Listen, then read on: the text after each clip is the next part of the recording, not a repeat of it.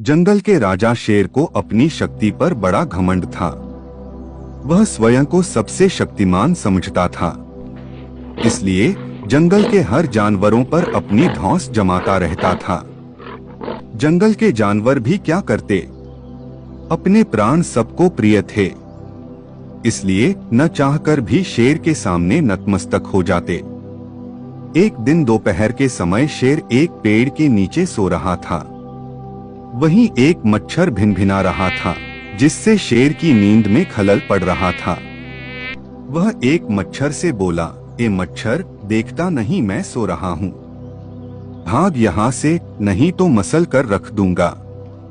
मच्छर बोला, क्षमा करें वनराज, मेरे कारण आपकी नींद में व्यवधान उत्पन्न हुआ, किंतु आप मुझे ये बात नम्रता से भी कह सकते हैं।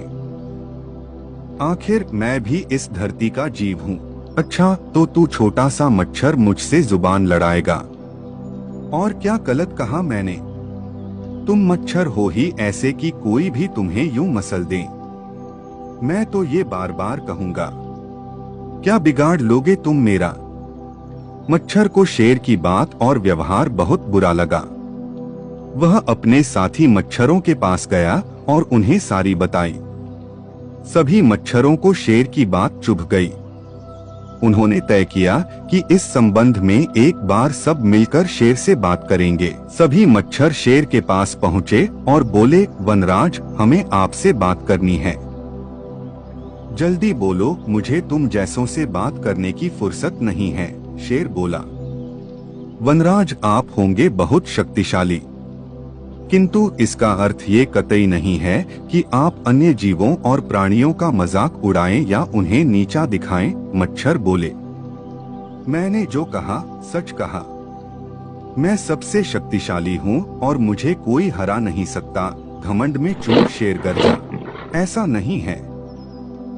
अगर आप शक्तिशाली हैं तो हम में भी इतना सामर्थ्य है कि आवश्यकता पड़ने पर हम किसी का भी सामना कर सकते हैं और उसे हरा सकते हैं। हम आपको भी हरा सकते हैं। मच्छर भी चुप न रहे। यह सुनकर शेर हंसते हुए बोला, तुम लोग मुझे हराओगे? तुम लोगों की इतनी हिम्मत कि मेरे सामने आकर ये बात कहो। मेरी शक्ति का अंदाजा नहीं है तुम्हें, अन्यथा ऐसा कभी नहीं कहते। अभी भी समय है, भाग जाओ यहाँ से, नहीं तो कोई नहीं बचेगा। शेर के घमंड ने मच्छरों को क्रुद्ध कर दिया।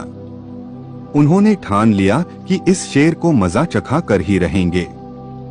वे सारे एकजुट हुए और शेर पर टूट पड़े। वे जगह जगह उसे काटने लगे। वह दर्द से कराह उठा। इतने सारे मच्छरों का सामना करना उसके बस के बाहर हो गया।